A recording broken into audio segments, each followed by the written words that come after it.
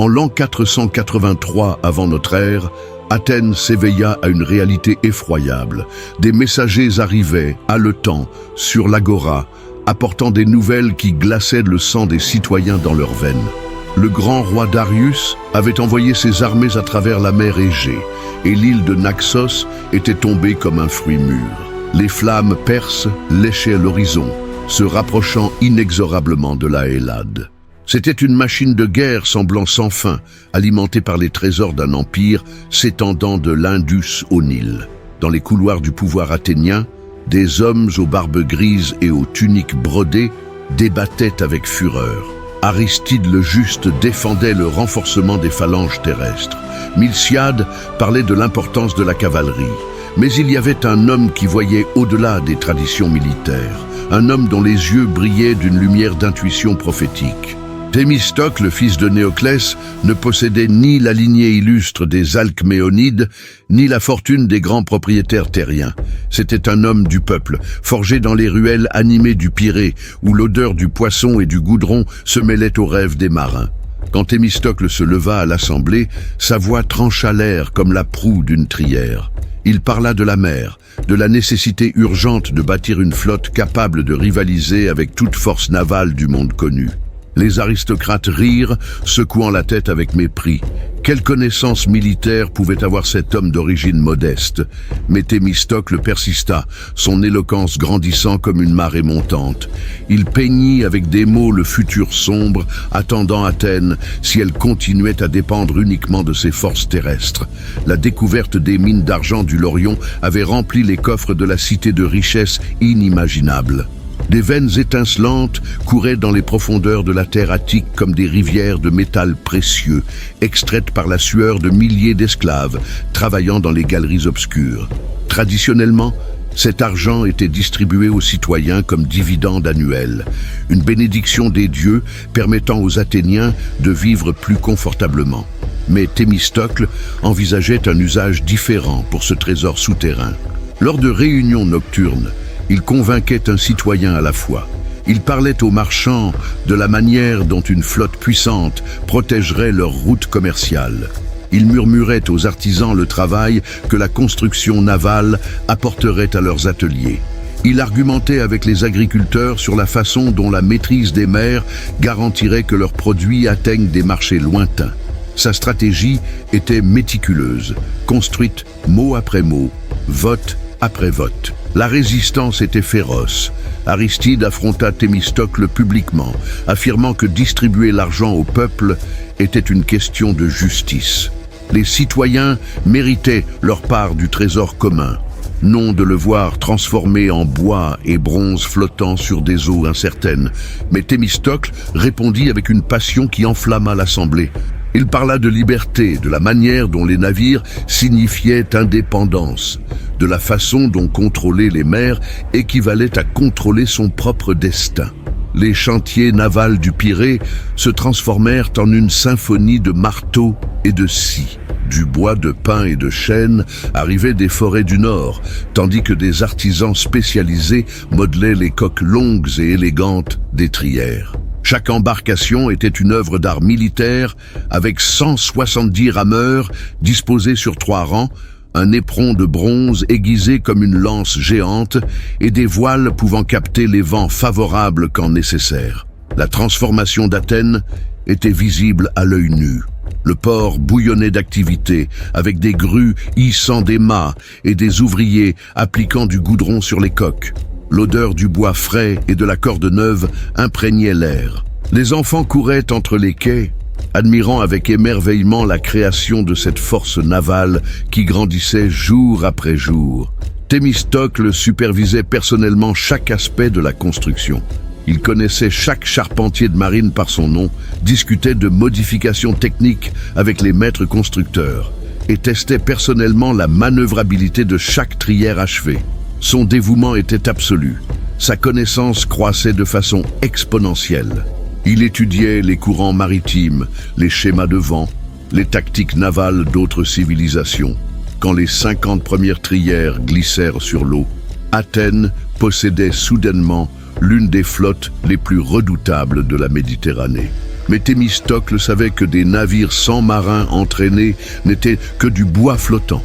Il organisa des exercices navals intensifs, transformant pêcheurs, marchands et jeunes aventuriers en une force navale disciplinée. Les rameurs apprirent à se mouvoir comme un seul organisme, leurs rames coupant l'eau en parfaite synchronisation.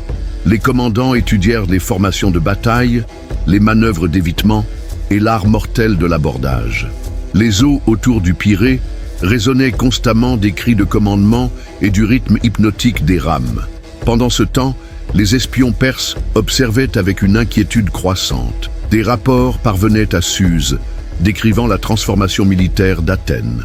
Ce qui avait commencé comme une cité-État aux ambitions terrestres devenait une puissance navale respectable. Darius, dans ses palais dorés, fronçait les sourcils en entendant ces nouvelles. Les Grecs se préparaient à quelque chose de plus grand qu'une simple résistance défensive. Après la mort de Darius, à la bataille de Marathon, son fils Xerxès monta sur le trône du plus grand empire que le monde eût jamais connu. Contrairement à son père, qui avait sous-estimé la détermination grecque, Xerxès planifia une invasion d'une ampleur épique. Pendant 4 ans, il rassembla des armées de tous les coins de son vaste domaine. Des Scythes des steppes gelées, des immortels Perses avec leurs lances dorées, des archers Mèdes dont les flèches obscurcissaient le ciel, des éléphants de guerre venus d'Inde et une cavalerie libyenne galopant comme le vent du désert. Les espions grecs apportaient des rapports terrifiants. Ils parlaient d'une armée si vaste qu'elle asséchait des rivières entières lorsqu'elle s'arrêtait pour boire. Ils décrivaient une flotte de plus de 1000 navires, des trières phéniciennes aux embarcations égyptiennes chargées de guerriers. La logistique de cette invasion était un miracle d'organisation militaire. Des ponts flottants furent construits sur l'Hellespont, permettant à l'armée terrestre de passer d'Asie en Europe. Des canaux furent creusés à travers la péninsule du mont Athos pour éviter les naufrages qui avaient tourmenté des expéditions antérieures. Quand les premières nouvelles de la marche perse parvinrent à Athènes, la cité entra en panique. Des citoyens ordinaires couraient dans les rues, certains portant leurs maigres possessions, d'autres priant dans les temples. Le nombre d'ennemis était tout simplement incompréhensible pour des esprits habitués aux guerres entre cités-États. Comment quelques dizaines de milliers de Grecs pouvaient-ils affronter des centaines de milliers de Perses ? Thémistocle observait ce désespoir avec des yeux calculatrices. Il avait prévu ce moment, préparé Athènes pour cette situation précise. Alors que d'autres ne voyaient que des chiffres écrasants, lui percevait des opportunités stratégiques. Il convoqua une assemblée d'urgence où sa voix s'éleva au-dessus du tumulte comme un phare dans la tempête. Il expliqua aux citoyens terrifiés pourquoi la guerre terrestre serait un suicide. Les Perses possédaient une cavalerie supérieure, des archers en quantité astronomique et une discipline militaire éprouvée dans des dizaines de campagnes victorieuses. En terrain ouvert, même les meilleurs hoplites grecs seraient finalement dépassés par la simple quantité d'ennemis. Mais la mer était différente. En mer, les nombres immenses devenaient un désavantage, surtout dans des eaux étroites où la manœuvrabilité comptait plus que la quantité. La résistance à sa stratégie navale vint de sources prévisibles. De nombreux généraux athéniens avaient grandi en admirant les victoires terrestres de Marathon. Ils comprenaient la phalange, la discipline de l'infanterie lourde, la gloire du combat face à face. La mer leur semblait un environnement étranger, où la chance pouvait compter plus que le courage. Mais Thémistocle avait passé des années à se préparer pour ce débat crucial. Il apporta des cartes détaillées, montrant comment la géographie grecque favorisait la guerre navale. Les détroits de Salamine, le canal entre l'Eubée et le continent, les criques protégées où une flotte plus petite pouvait tendre des embuscades à une plus grande. Il expliqua comment des trières bien commandées pouvaient détruire des navires plus gros grâce à la vitesse et la précision. Comment l'expérience des marins grecs dans leurs propres eaux était un avantage inestimable. La pression diplomatique était aussi intense. Des délégations d'autres cités-États grecs arrivaient quotidiennement à Athènes, chacune apportant ses propres préoccupations et stratégies conflictuelles. Les Spartiates, naturellement, favorisaient une défense terrestre basée sur des positions fortifiées. Les Corinthiens voulaient protéger leur route commerciale. Les Éginettes, rivaux navals traditionnels d'Athènes, voyaient d'un œil méfiant tout plan augmentant encore le pouvoir maritime athénien. Thémistocle navigua ces eaux politiques périlleuses avec la même habileté qu'il démontrait en mer. Il fit des concessions là où c'était nécessaire, offrit des commandements importants à des amiraux d'autres cités et insista toujours sur le fait que le commandement naval athénien serait temporaire, uniquement durant la crise. Ces paroles étaient du miel pour des oreilles inquiètes, mais ses plans restèrent inflexibles. Pendant ce temps, la machine de guerre perse continuait sa marche inexorable à travers la Thrace et la Macédoine. Des cités entières se rendaient sans résistance, leur population se prosternant devant la puissance écrasante de Xerxès. Le roi des rois établit sa capitale temporaire à Therma, d'où il pouvait contempler toute l'étendue de ses forces. C'était un spectacle inspirant la terreur même à ses propres généraux. La flotte perse naviguait parallèlement à l'armée terrestre, une forêt de mâts s'étendant jusqu'à l'horizon. Des navires de guerre phéniciens, connus pour leur vitesse et leur manœuvrabilité. Des trières ioniennes, équipées par des Grecs ayant choisi de servir le grand roi. Des pentécontaires ciliciens, des embarcations de transport égyptiennes chargées de provisions et de cavalerie. C'était une démonstration de puissance destinée à briser le moral grec avant même que la première bataille ne commence. Thémistocle savait que cette démonstration de force était aussi une faiblesse. Une flotte si immense ferait face à d'énormes problèmes logistiques. Coordonner les mouvements entre tant d'embarcations différentes serait comme essayer de diriger un troupeau d'animaux sauvages. Et surtout, Xerxès avait besoin de victoires rapides et décisives pour maintenir cette force unie. Tout prolongement de la campagne commencerait à éroder la cohésion d'une armée composée de tant de nationalités différentes. La stratégie de Thémistocle se cristallisa alors en un plan audacieux. Il porterait la guerre en mer, où la ruse grecque pourrait surpasser la force brute perse, mais cela signifiait des sacrifices inimaginables. Cela signifiait abandonner Athènes aux Perses, évacuer la population civile, et tout miser sur une série de batailles navales où la défaite représenterait non seulement la perte d'une cité, mais la fin même de la civilisation grecque. Alors que le roi Léonidas marchait avec ses 300 Spartiates vers le défilé des Thermopyles, Thémistocle conduisait la flotte grecque confédérée vers le détroit d'Artémision. C'était une coordination stratégique parfaite. Les Thermopyles bloqueraient l'avancée terrestre perse, tandis qu'Artémision empêcherait la flotte ennemie de contourner la position terrestre par la mer. Si l'une de ces positions tombait, l'autre deviendrait insoutenable. L'aube dans le détroit d'Artémision révéla un spectacle que peu d'hommes avaient jamais contemplé. D'un côté, 200 trières grecques disposées en formation de bataille, leurs proues de bronze brillant sous la lumière dorée du soleil levant.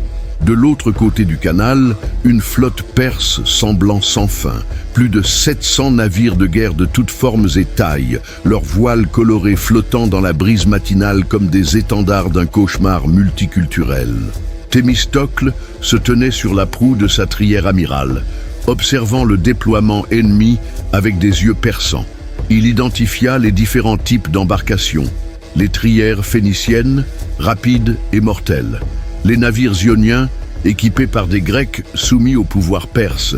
Les lourdes embarcations égyptiennes, lentes mais puissantes. Chaque type exigeait une tactique différente, une approche spécifique du combat. Le premier jour de bataille commença par une manœuvre surprenant les Perses. Au lieu d'attendre l'attaque ennemie, Thémistocle ordonna une avance soudaine et coordonnée. Les trières grecques jaillirent comme des flèches à travers l'eau, leurs rangs de rames battant en parfaite synchronisation. L'objectif n'était pas de détruire toute la flotte perse, cela eût été impossible, mais de démontrer que les Grecs n'étaient pas des proies faciles. Le choc fut dévastateur. Des trières grecques, plus petites et plus maniables que beaucoup d'embarcations perses, glissaient entre les lignes ennemies comme des requins dans un banc de poissons. Leurs éperons de bronze déchiraient des coques de bois avec un bruit de tonnerre. tandis que des marins sautaient de navire en navire, transformant chaque embarcation en un champ de bataille individuel. Eurybiade, l'amiral spartiate nominalement au commandement de la flotte, observait les manœuvres de Thémistocle avec un mélange d'admiration et d'inquiétude. L'Athénien commandait ses navires avec une intuition presque surnaturelle, anticipant les mouvements ennemis, exploitant des brèches dans la formation adverse que d'autres ne percevaient même pas. C'était comme regarder un musicien virtuose jouer d'un instrument mortel. L'eau du détroit se teinta bientôt de rouge. Des débris flottèrent partout. Morceaux de mâts brisés, rames cassées, casques et boucliers de guerriers ayant trouvé leur fin dans les profondeurs. L'air était épais de fumée de navires en flammes et des cris d'hommes blessés se noyant lentement dans les vagues salées. Mais les Perses apprenèrent vite. Le deuxième jour, ils modifièrent leur formation, utilisant leur supériorité numérique pour encercler des groupes isolés de trières grecques. La bataille devint une série de combats individuels féroces, où la compétence personnelle des rameurs et des guerriers comptait plus que la stratégie générale. Thémistocle se retrouva acculé par 3 trières phéniciennes, leurs équipages criant des ordres dans une langue sonnant comme une musique sinistre. Le combat qui suivit serait mémorable pour des générations. Sa trière dansait sur l'eau comme une créature vivante, évitant des abordages mortels de quelques centimètres. Quand il parvint enfin à se positionner pour une attaque, son éperon perça la coque ennemie avec une précision chirurgicale, envoyant des dizaines de Perses vers les profondeurs glacées. Le troisième jour apporta une tempête changeant complètement le caractère de la bataille. Des vents furieux transformèrent le détroit en un chaudron de vagues gigantesques, projetant les navires comme des jouets. Pour les Grecs, habitués à naviguer dans ces eaux agitées, c'était un avantage inattendu. Pour les Perses, beaucoup venus de mers plus calmes, c'était un cauchemar. Des dizaines de navires perses furent projetés contre les rochers de la côte, leurs coques se brisant comme des coquilles à d'œufs. D'autres furent retournés par les vagues gigantesques, déversant leurs équipages dans des eaux signifiant une mort certaine. La tempête fit en quelques heures ce que toute la flotte grecque n'avait pu accomplir en 3 jours de combat: réduire significativement le nombre d'embarcations ennemies. Quand les eaux se calmèrent enfin, les 2 flottes avaient subi de lourdes pertes. Mais la proportion favorisait les Grecs. Sur 200 navires, ils en avaient perdu environ 40. Les Perses, sur 700, en avaient perdu plus de 200 entre les combats et la tempête. Mathématiquement, c'était une victoire grecque. Stratégiquement, elle restait insuffisante. La nouvelle arrivée le lendemain matin changea tout. Un messager épuisé apporta des mots glaçant le sang de tous les commandants grecs. Léonidas était tombé aux Thermopyles. La route terrestre était ouverte aux Perses.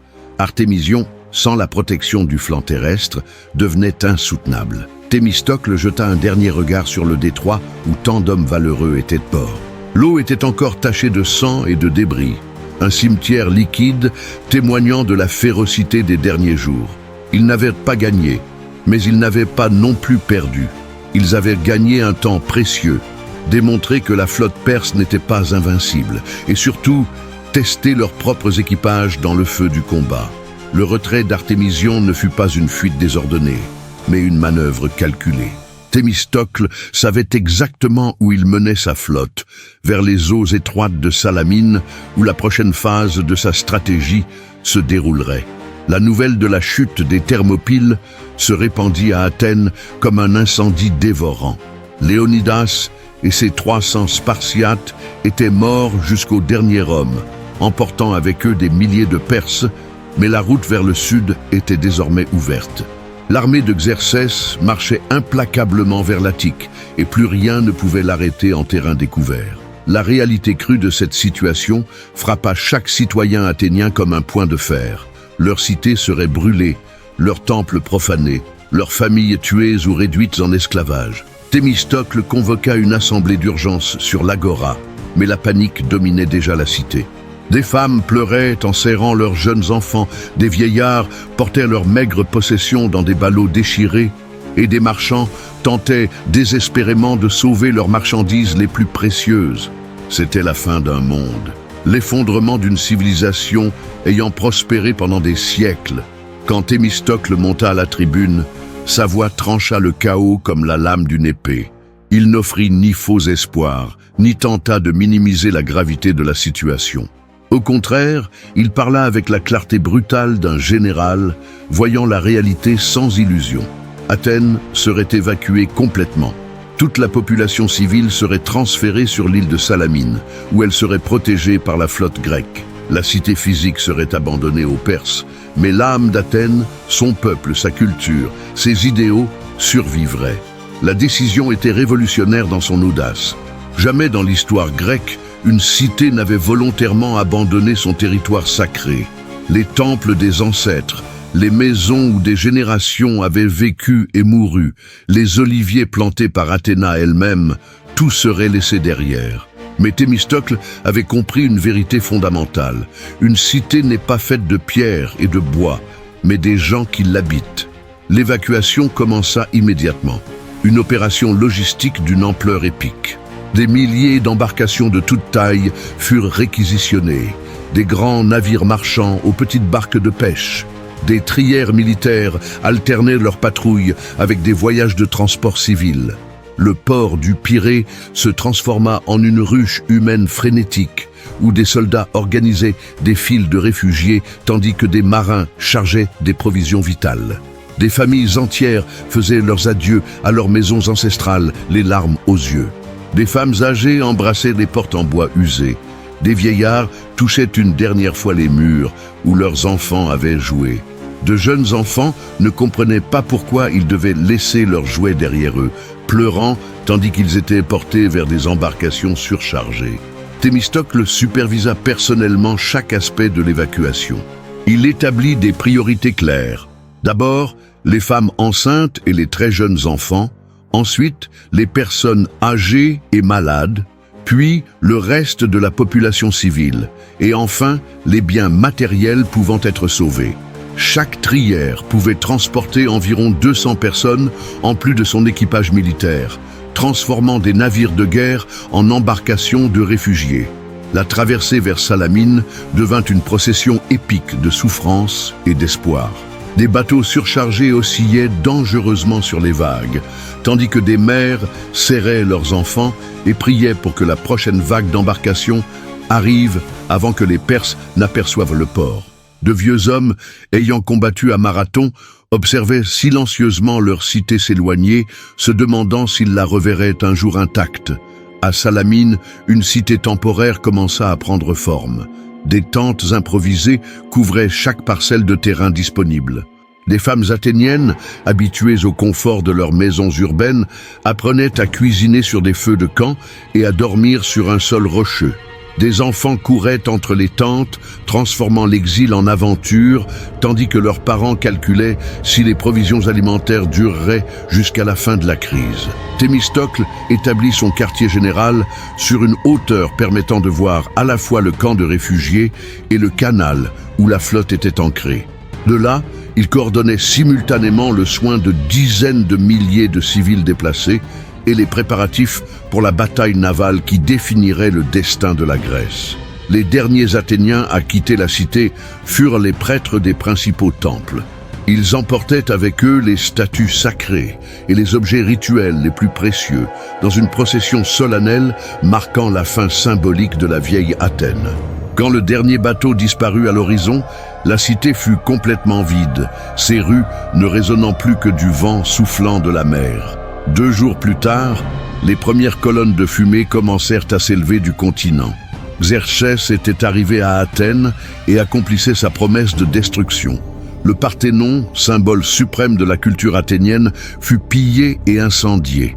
Des maisons furent abattues, des jardins piétinés et toute une civilisation réduite en cendres et décombres. De l'autre côté du canal, à Salamine, des milliers de réfugiés observaient la fin de leur monde, les larmes aux yeux. Mais Thémistocle regardait au-delà de la fumée et des flammes. Il voyait une opportunité là où d'autres ne percevaient que tragédie. Xerxès avait été attiré exactement là où le stratège athénien le voulait, près des eaux étroites où une bataille navale favoriserait les Grecs. L'appât avait fonctionné. Il était temps de refermer le piège. La nuit où Athènes brûlait, Thémistocle réunit ses capitaines sur une plage de Salamine. À la lumière des torches, il dessina des cartes dans le sable et expliqua comment il transformerait ce désastre apparent en la plus grande victoire navale de l'histoire grecque. Xerxès établit son camp royal sur les collines, dominant le canal de Salamine, d'où il pouvait contempler simultanément les décombres fumants d'Athènes et la flotte grecque réfugiée dans les eaux de l'île. Pour le roi des rois, la situation semblait désespérément favorable aux Perses. Les Grecs étaient acculés, sans possibilité de fuite, leurs forces terrestres détruites, leur principale cité réduite en ruines. Il ne restait plus qu'à écraser cette flotte obstinée et la conquête de la Hellade serait complète. Ce que Xerxès ne percevait pas, c'était qu'il avait été subtilement manipulé pour en arriver là. Chaque mouvement apparemment défensif des Grecs avait été calculé pour l'attirer dans des eaux étroites où sa supériorité numérique deviendrait un désavantage. Thémistocle avait tout misé sur ce moment, sacrifiant Athènes pour créer les conditions parfaites d'une bataille navale décisive. Mais convaincre Xerxès d'attaquer au lieu et au moment choisi exigeait le plus grand coup de ruse de la carrière de Thémistocle. Le roi perse, malgré son arrogance, avait des conseillers expérimentés comprenant les risques d'une bataille navale en eau confinée. Certains suggéraient un blocus prolongé, forçant les Grecs à se rendre par manque de provisions. D'autres proposaient des débarquements simultanés en plusieurs points de l'île, divisant les forces grecques. C'est alors que Thémistocle exécuta sa manœuvre la plus audacieuse. Il envoya secrètement Sicinos, son esclave personnel de confiance, avec un message pour le camp perse. Sicinos se présenta comme un déserteur athénien, mécontent de la direction de Thémistocle, offrant des informations précieuses sur la disposition de la flotte grecque. Le message qu'il portait était soigneusement élaboré pour éveiller la cupidité et l'impatience de Xerxès. Selon Sicinos, la flotte grecque était au bord de l'effondrement moral. Des contingents de différentes cités-États discutaient furieusement de stratégies de fuite. Les Corinthiens voulaient naviguer vers l'ouest, protégeant leur propre territoire. Les Éginettes prévoyaient s'échapper vers le sud. Seuls les Athéniens, n'ayant nulle part où aller, insistaient pour rester et se battre. Si Xerxès attaquait immédiatement, il prendrait les Grecs divisés et désorganisés, capturant peut-être toute la flotte avant qu'elle ne puisse se disperser. Le message était un chef-d'œuvre de psychologie militaire. Il confirmait exactement ce que Xerxès voulait entendre, que les Grecs étaient des lâches divisés, que leur apparente résistance n'était que du désespoir déguisé, qu'une victoire rapide et totale était à portée de main. Pour un homme habitué à ce que des peuples entiers se prosternent devant son pouvoir, l'idée que les Grecs reconnaissaient enfin leur infériorité était irrésistible. Xerxès convoqua immédiatement un conseil de guerre. Ses amiraux, venus de toutes les parties de l'Empire, se réunirent dans la tente royale décorée de soie et d'or. Artapherne, neveu du grand roi, plaida pour l'attaque immédiate. La situation ne serait jamais plus favorable aux Perses. Ariabazès, demi-frère de Xerxès, commandant de la flotte ionienne, approuva avec enthousiasme. Seuls quelques conseillers, vétérans de décennies de guerre navale, exprimèrent de la prudence. Mais la parole de Xerxès était loi absolue. L'attaque serait lancée à l'aube suivante. La flotte perse se diviserait en 3 groupes. Un bloquerait la sortie ouest du canal, empêchant toute fuite grecque. Un autre attaquerait frontalement la position principale de la flotte hellénique. Le 3e débarquerait des troupes sur Salamine même, forçant les Grecs à se battre simultanément en mer et sur terre. La nuit précédant la bataille fut d'activité frénétique dans les 2 camps. Du côté perse, des milliers d'hommes préparaient des armes, vérifiaient cordes et voiles et offraient des sacrifices aux divers dieux de leur patrie lointaine. Des Phéniciens expérimentés aiguisaient des épées courbes, des marins ioniens testaient l'équilibre de leurs éperons de bronze, des archers scythes cordaient leurs arcs composites. À Salamine, la situation était plus complexe. Le message de Thémistocle avait parfaitement fonctionné. Xerxès attaquerait exactement où et quand le stratège athénien le souhaitait. Mais cela signifiait que les Grecs eux-mêmes devaient être prêts pour une bataille que beaucoup considéraient comme suicidaire. Certains commandants plaidaient encore pour la fuite, d'autres pour une reddition négociée. Thémistocle affronta la nuit la plus longue de sa vie. Il parcourut le camp de réfugiés, parlant aux femmes ayant perdu leur maison, consolant les enfants effrayés, promettant aux vieillards qu'il pourrait bientôt retourner à Athènes. Mais intérieurement, il savait qu'il jouait tout sur un seul coup. Si sa stratégie échouait, non seulement Athènes mourrait, mais toute la civilisation grecque. Dans les premières heures avant l'aube, il réunit ses capitaines sur une plage isolée. À la lumière vacillante des torches, il dessina dans le sable humide le plan mûri dans son esprit depuis des mois. Le canal de Salamine était étroit en plusieurs points, surtout entre l'île et le continent. Là, l'immense flotte perse ne pourrait pas manœuvrer correctement.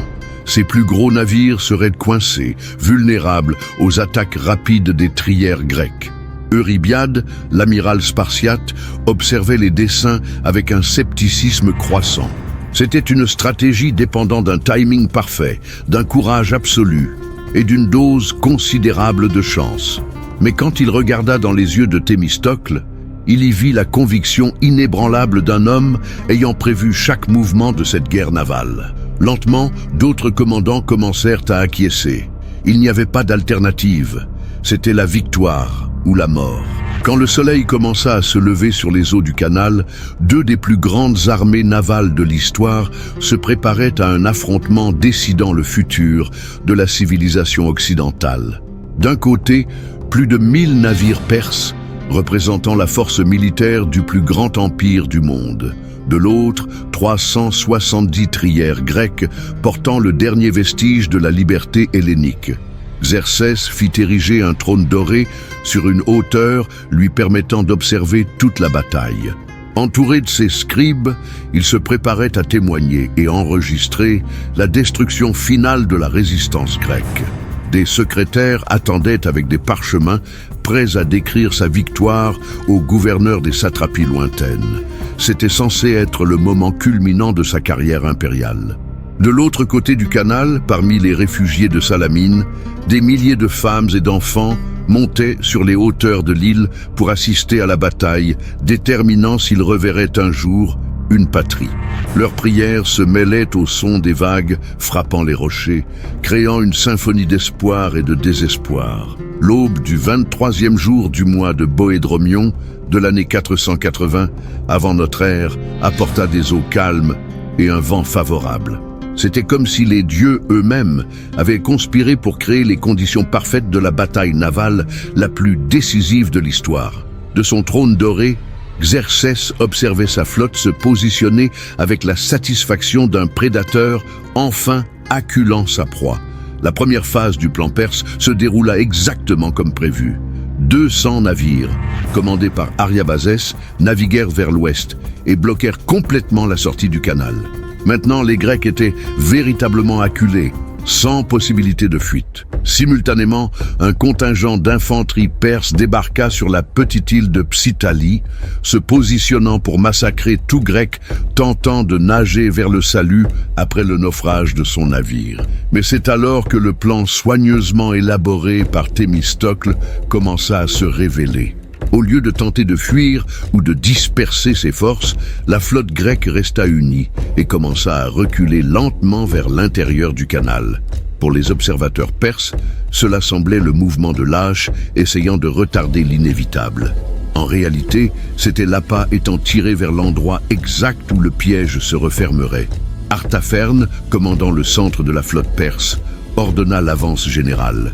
Plus de 600 navires de guerre commencèrent à se déplacer simultanément vers les positions grecques. C'était un spectacle magnifique et terrifiant. Une forêt de mâts avançant sur des eaux qui seraient bientôt teintées de sang, des voiles colorés flottant comme des étendards d'un empire s'étendant d'un bout à l'autre du monde connu. Mais quand l'avant-garde perse entra dans la partie la plus étroite du canal, la malédiction de la supériorité numérique commença à se manifester. Les plus gros navires, conçus pour le combat en mer ouverte, se retrouvèrent coincés dans un espace où ils ne pouvaient pas manœuvrer correctement. Des trières phéniciennes entrèrent en collision avec des navires égyptiens, tandis que des embarcations ciliciennes furent prises entre des formations ioniennes, créant un embouteillage mortel. C'est à ce moment de confusion que Thémistocle donna le signal de la contre-attaque. Un son de trompette résonna sur les eaux, suivi immédiatement du rythme coordonné de milliers de rames. Les trières grecques, ayant faim de reculer, accélérèrent soudainement et se lancèrent contre l'ennemi comme des loups affamés attaquant un troupeau en panique. La première trière à entrer en combat fut commandée par Thémistocle lui-même.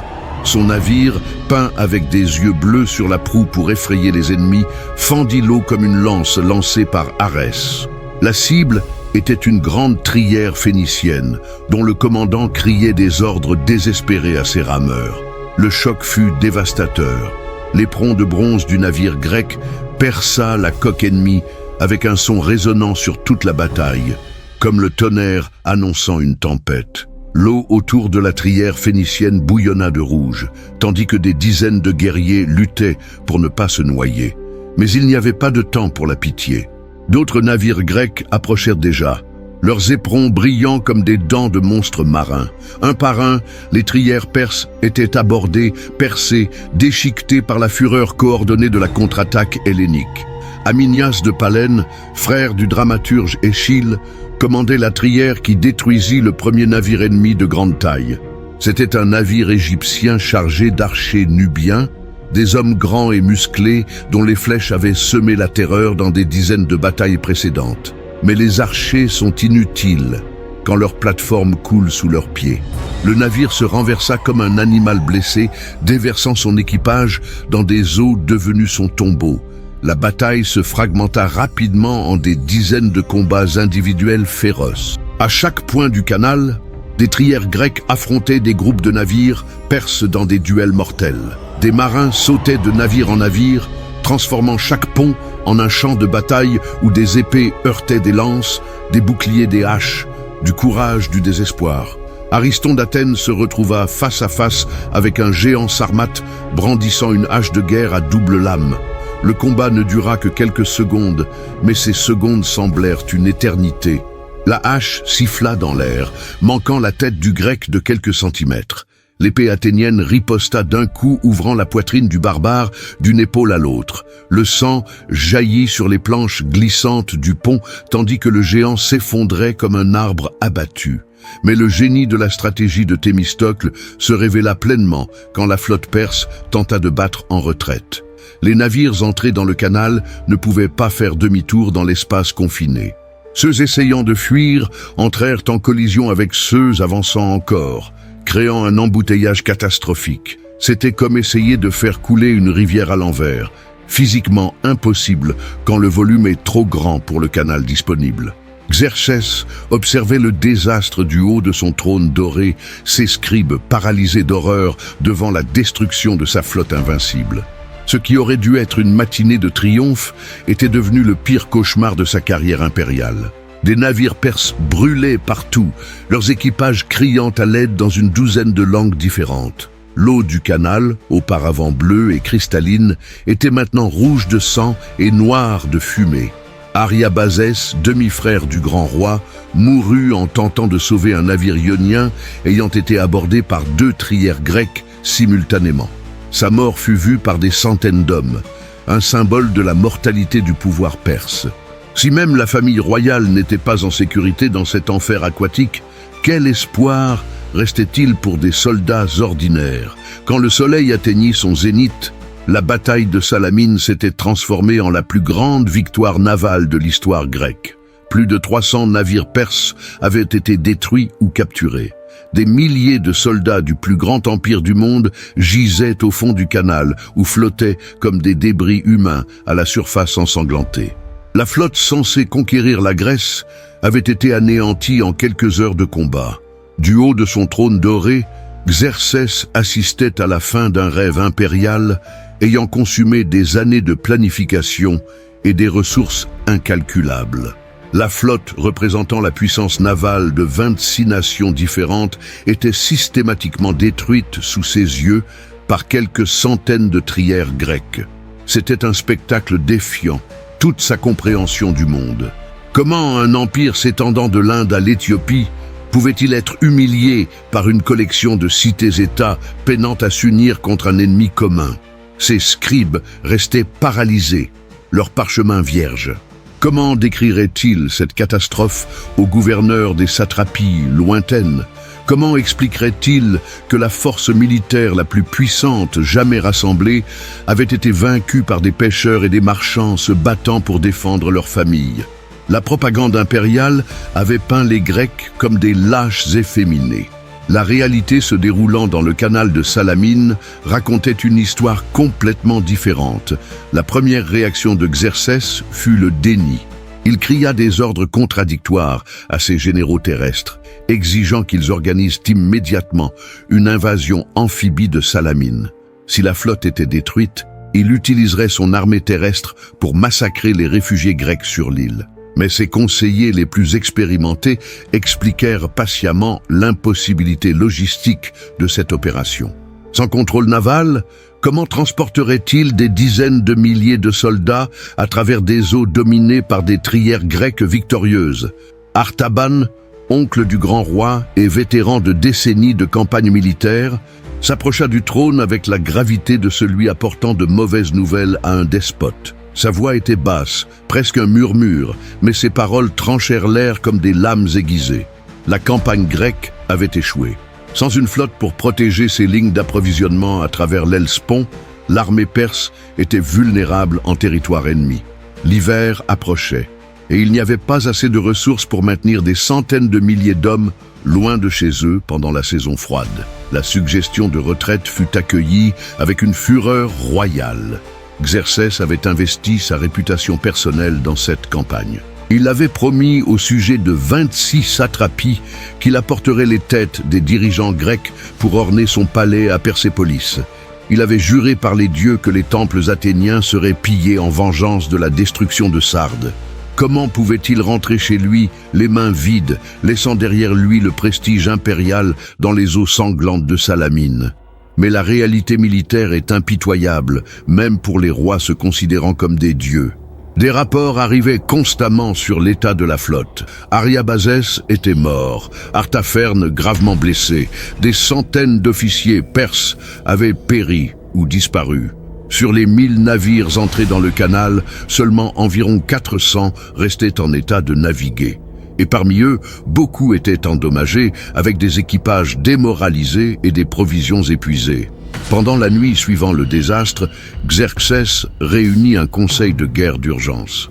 La tente royale, normalement décorée de soieries et d'or, semblait maintenant un mausolée où l'on pleurait la mort d'ambitions impériales. Des généraux de 20 nations différentes argumentaient dans leur langue maternelle, créant une cacophonie reflétant le chaos de la situation militaire. Mardonios, cousin du grand roi et l'un de ses généraux les plus agressifs, proposa une stratégie désespérée. Il laisserait une force terrestre considérable en Grèce sous son commandement, tandis que Xerxès retournerait en Asie avec le reste de l'armée. Pendant l'hiver, il reconstruirait la flotte et planifierait une nouvelle invasion pour le printemps suivant. C'était une proposition sauvant les apparences royales, mais condamnant des dizaines de milliers de soldats perses à passer une saison froide en territoire hostile. La décision finale fut prise avant l'aube. Xerxès retournerait en Asie avec la majeure partie de ses forces, laissant Mardonios avec environ 100 000 hommes pour poursuivre la campagne. C'était une retraite déguisée en réorganisation stratégique, mais tous les présents comprenaient sa véritable nature. Le grand roi fuyait la Grèce la queue entre les jambes, abandonnant ses rêves de conquête dans les eaux ensanglantées de Salamine. Le départ de Xerxès fut un spectacle désolant. L'homme arrivé en Grèce comme un dieu conquérant partait comme un mortel vaincu. Sa caravane impériale, auparavant une démonstration majestueuse de pouvoir, ressemblait maintenant à une procession funèbre. Des chariots dorés transportaient des blessés au lieu de trésors pillés. Des gardes immortels chevauchaient la tête basse, évitant de regarder les réfugiés grecs observant leur retraite depuis les collines de Salamine. La traversée de l'Hellespont devint une course contre la montre et les éléments. Les ponts flottants ayant permis le passage triomphal de l'armée à l'allée étaient endommagés par les tempêtes d'automne. Des milliers d'hommes durent être transportés sur des embarcations improvisées, dont beaucoup sombrèrent dans les eaux agitées du détroit. Des soldats ayant survécu à la bataille de Salamine périrent noyés à quelques kilomètres de chez eux. Quand Xerxès posa enfin le pied sur le sol asiatique, c'était un homme transformé. L'arrogance impériale avait été remplacée par une amertume profonde. Ses cheveux, auparavant noirs comme la nuit perse, commencèrent à blanchir prématurément. Ses mains tremblaient en tenant des documents officiels. L'homme, se considérant comme le maître du monde, avait appris qu'il existait des forces que même le plus grand des empires ne pouvait contrôler. Dans les salles du trône de Persépolis, des scribes travaillaient fébrilement à réécrire les registres officiels de la campagne grecque. L'humiliation de Salamine fut transformée en une retraite stratégique réussie. Les pertes navales furent minimisées dans les rapports officiels. Le courage des Grecs fut ignoré au profit de récits sur des trahisons et des conditions climatiques adverses. C'était la première grande opération de propagande pour cacher une défaite militaire catastrophique. Mais à travers tout l'empire, de la Bactriane à la Lydie, les sujets perses murmuraient la vérité. Le grand roi avait été vaincu par une poignée de Grecs. La flotte invincible avait été détruite par des pêcheurs et des marchands. Le mythe de l'invincibilité perse était mort dans les eaux de Salamine, et avec lui, la terreur maintenant unit les satrapies lointaines. La retraite de Xerxès marqua le début de la fin de l'ère d'expansion perse. Jamais plus l'Empire ne tenterait une invasion à grande échelle de la Grèce. Jamais plus un grand roi ne s'aventurerait personnellement aussi loin de chez lui. Salamine avait prouvé que même le plus grand des empires avait des limites, et que la liberté, quand elle est défendue avec courage et intelligence, peut l'emporter contre des chances apparemment impossibles. Le silence suivant le départ de la flotte perse était presque tangible. Dans les eaux de Salamine, où quelques heures auparavant résonnaient les cris de guerre de milliers d'hommes, on n'entendait plus que le doux bruit des vagues léchant les débris flottants. Des morceaux de mâts brisés, des fragments de voiles déchirés, et occasionnellement un casque ou un bouclier abandonné rappelaient aux observateurs qu'il s'était produit ici quelque chose changeant à jamais le cours de l'histoire humaine. Thémistocle resta debout sur la proue de sa trière longtemps après que le dernier navire perse eut disparu à l'horizon. Ses mains tremblaient encore de la tension du combat. Ses oreilles résonnaient encore du son d'éperons de bronze perçant des coques de bois. Mais son esprit travaillait déjà au-delà de la victoire immédiate. Il comprit que Salamine n'était pas seulement une bataille gagnée, mais le moment où la civilisation occidentale avait été sauvée de l'extinction. La nouvelle de la victoire se répandit en Grèce avec la vitesse du vent. Des coureurs partirent de Salamine dans toutes les directions, portant le message impossible. Les Perses avaient été vaincus. Xerxès fuyait. La flotte envahissante avait été anéantie. À Sparte, des guerriers vétérans pleurèrent ouvertement en entendant que la menace orientale avait été écartée. À Corinthe, des marchands ayant caché leurs richesses commencèrent à planifier la reconstruction de leur flotte marchande. À Delphes, des prêtres offrirent des sacrifices spéciaux à Apollon, remerciant le dieu pour le salut hellénique. Mais ce fut à Athènes que la victoire eut son impact le plus profond et contradictoire. La cité que Thémistocle avait sacrifiée pour sauver la Grèce gisait en ruines fumantes. Le Parthénon, symbole suprême de la culture athénienne, avait été pillé et incendié. Des maisons centenaires avaient été abattues, des jardins sacrés piétinés, d'anciennes statues brisées en morceaux. C'était comme si les dieux eux-mêmes avaient testé la détermination athénienne, exigeant le sacrifice de tout ce qui était matériel pour préserver ce qui était essentiel. Le retour des réfugiés dans la cité détruite fut une procession de larmes et d'espoir mêlés. Des femmes ayant élevé leurs enfants dans ces maisons marchaient maintenant parmi les décombres, cherchant tout objet familier ayant survécu à la fureur perse. Des vieillards ayant passé des décennies à construire leurs ateliers ne trouvèrent que des cendres et des pierres noircies. Des enfants couraient parmi les ruines comme dans un nouveau type de terrain de jeu, inconscients de la tragédie que représentaient ces débris. Mais Athènes était plus que ses pierres et son bois. C'était une idée, un mode de vie, une manière de penser ce que signifie être humain. Et ces choses intangibles avaient survécu intactes dans les esprits et les cœurs des réfugiés revenants. En quelques mois, la reconstruction commencerait. En quelques années, Athènes serait plus belle qu'avant. En quelques décennies, elle deviendrait le centre intellectuel du monde méditerranéen. Thémistocle devint, du jour au lendemain, l'homme le plus célèbre de Grèce. Des cités-États qui ne connaissaient auparavant guère son nom l'invitaient maintenant à des festivals et célébrations. Des poètes composaient des épopées sur sa ruse, des sculpteurs créaient des statues en son honneur, des dramaturges écrivaient des pièces célébrant sa victoire. C'était la gloire dont rêve tout politicien, l'immortalité réservée aux vrais héros. Mais avec la gloire vint aussi l'envie et la suspicion. Certains Athéniens commencèrent à se demander si Thémistocle n'était pas devenu trop puissant, si sa popularité ne représentait pas une menace pour la démocratie. Aristide, son ancien rival politique, revint d'un exil imposé par l'ostracisme et commença à organiser une opposition subtile mais efficace. C'était la tragédie éternelle de la politique démocratique. Le héros sauvant la cité devient, par cet acte même, suspect d'ambition tyrannique. La stratégie navale développée par Thémistocle pour vaincre les Perses devint le modèle pour toutes les futures campagnes navales. Des commandants de Rome, Carthage, puis des républiques maritimes médiévales, étudièrent ces tactiques. L'importance du contrôle naval pour la défense de territoires insulaires ou péninsulaires devint un axiome militaire. Le concept d'utiliser la géographie locale pour neutraliser la supériorité numérique ennemie fut appliqué dans des centaines de batailles futures. Plus important que les innovations tactiques fut l'impact culturel de Salamine. La victoire prouva que de petites nations libres pouvaient vaincre de grands empires despotiques quand elles se battaient pour leur foyer et leur famille. Elle établit le principe que la liberté, même coûteuse et parfois chaotique, était supérieure à l'ordre impérial basé sur la soumission. Elle créa le mythe fondateur de la supériorité morale et intellectuelle de l'Occident sur l'Orient, un récit influençant la pensée politique européenne pendant plus de 2 millénaires. La bataille de Salamine sauva non seulement la Grèce politique, mais aussi la Grèce culturelle.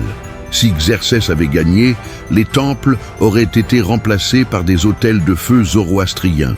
Les écoles philosophiques d'Athènes auraient été fermées au profit d'académies formant des administrateurs impériaux. Le théâtre grec, encore à ses débuts, aurait été étouffé avant de produire les œuvres d'Échille, Sophocle et Euripide. La démocratie athénienne n'aurait été qu'une expérience curieuse, mentionnée en note de bas de page par les historiens perses. Au lieu de cela, la victoire garantit que la culture grecque fleurisse pendant les siècles suivants. Des philosophes comme Socrate, Platon et Aristote purent développer des systèmes de pensée influençant encore aujourd'hui les universités du monde entier.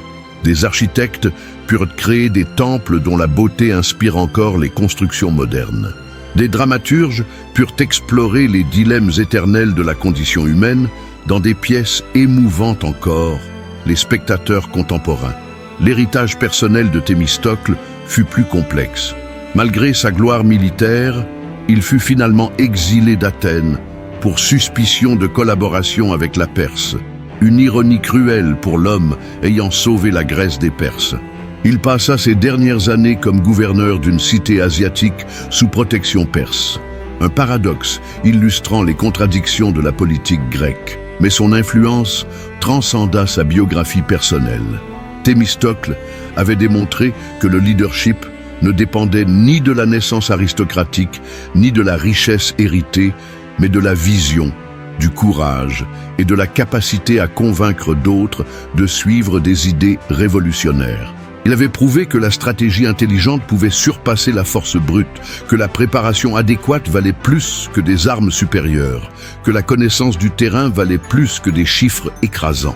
Par-dessus tout, Thémistocle avait montré que la mer n'était pas seulement une barrière à traverser, mais un outil à maîtriser. Ces leçons sur la puissance navale influenceraient des civilisations futures, de Rome à Venise, de l'Angleterre à l'Amérique moderne. Le concept que qui contrôle les mers contrôle le destin des nations naquit dans les eaux de Salamine et reste valable à l'ère des porte-avions nucléaires. Quand le soleil se coucha sur les eaux calmes de Salamine, ce jour mémorable de 480 avant notre ère, il éclairait un monde transformé. La menace perse avait été écartée, mais plus important, l'avenir de la civilisation occidentale avait été garanti. Dans les vagues léchant doucement la côte de l'île, résonnaient encore les cris de victoire des marins grecs, un son qui résonnerait à travers les siècles comme le premier cri de liberté de l'humanité. Si cette histoire vous a plu, abonnez-vous à la chaîne, likez et laissez votre commentaire. C'est la chaîne Empereur. À la prochaine.